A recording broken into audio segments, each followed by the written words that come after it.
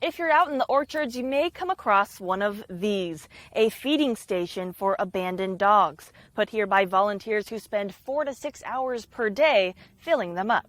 It's been rewarding, but it's also gut-wrenching sometimes when you find an animal that has been injured or abused. That's Melissa Hutton, one of the members of Rescuing Abandoned Dogs, or RAD, Facebook group. While the group on Facebook is mainly for lost and found dogs, there's a small group of volunteers behind it who actually do the trapping, feeding, and rescuing. It all started when the founder of the group, Gina Rollo, rescued her first dog, a puppy found on the train tracks. Little by little by little, my heart just melted on that day, and it changed everything for me. The group feeds about 40 to 80 dogs per week and says the number of dogs has grown after businesses started opening up again after pandemic lockdowns and people went back to work. Until I started doing the dog rescuing, I had no idea how bad the problem was. So what does the actual rescuing look like? I went out with Hutton for the beginning of her shift, her car stocked with supplies. We have dry food, canned food, we have treats. Also in the car, cleaning supplies for water bowls, extra plastic tubs for food, flea and tick spray, and believe it or not, even more treats. The volunteers go out multiple days a week for hours at a time, refilling food and cleaning the tubs. According to Rollo, the hardest part about this job isn't the driving, the trapping, the daily replenishing, or the actual work of helping the dogs. The hardest part is knowing there were dogs that they couldn't help. We don't want them to suffer. We can't save them all, but if they're going to die, we know that they're fed, and we know that their bellies are full and they can sleep better. That's it. If you would like to make a donation, sponsor a surgery, buy food, or even join the team, you can visit a link on our website, turnto23.com. In Southeast Bakersfield, I'm Ava Kershner, 23 ABC News, connecting you.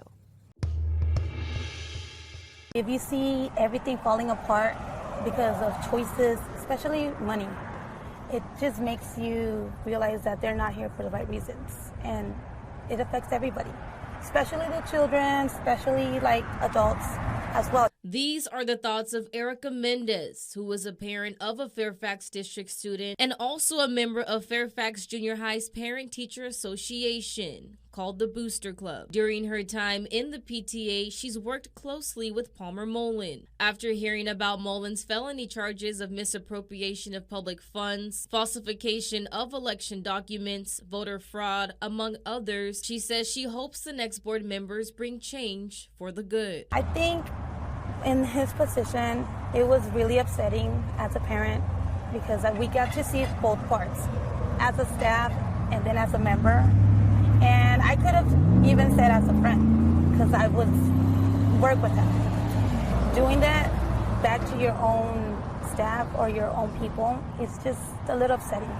But I mean, hey, everybody gets what they deserve. One of the 8 candidates running for the Fairfax Board of Trustees is Mario Baroon, who says integrity is an important characteristic for a board member to have. After hearing parents' concerns, Baroon says if elected, he will lead with the best interests of the students, staff, and district as a whole. It's really important to me for somebody to be honest. It's really important to really listen to the parents as well.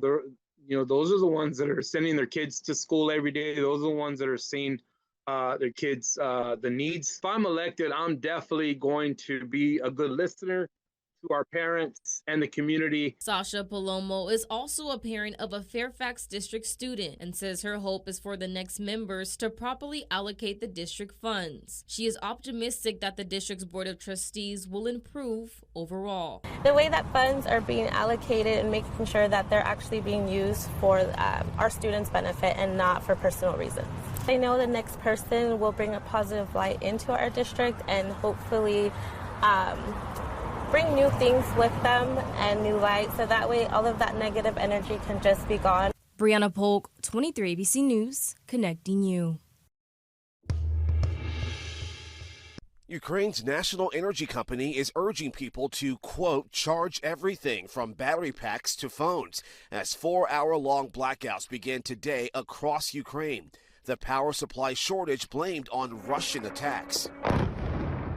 For more than a week, missiles and drones have hit Ukraine's energy infrastructure, including this administrative building in southern Ukraine. It all comes after Russian President Vladimir Putin declared martial law in the 4 border regions of Ukraine that Russia illegally annexed, giving authorities there more power to crack down on the population or even mobilize residents for the war effort. In one of those captured regions yesterday, Russian-backed authorities began moving 60,000 Ukrainian civilians out of Kherson as Ukrainian forces approach that key city. Putin also ordered new emergency powers for the heads of all regions within Russia itself. Putin's announcement is prompting a number of fears. The biggest fear of all is that if Putin loses Kherson, he could follow through on his threat to use a nuclear weapon here. In an exclusive interview with ABC's George Stephanopoulos, Secretary of State Antony Blinken called Putin's latest moves an act of desperation. Just in the last few weeks, he's tried to mobilize more forces. He's gone through with this sham annexation of Ukrainian territory.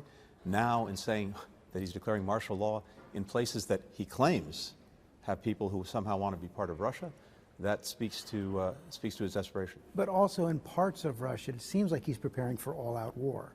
What we've seen already in the steps that Putin has taken, going increasingly after the civilian population in Ukraine, indiscriminately bombing, targeting even, power plants, bombs falling on schools, on hospitals, that's pretty close. Justin Finch, ABC News, Washington. The 5 daycare workers allegedly responsible for this video showing an adult wearing a scary mask and terrifying small children now facing charges.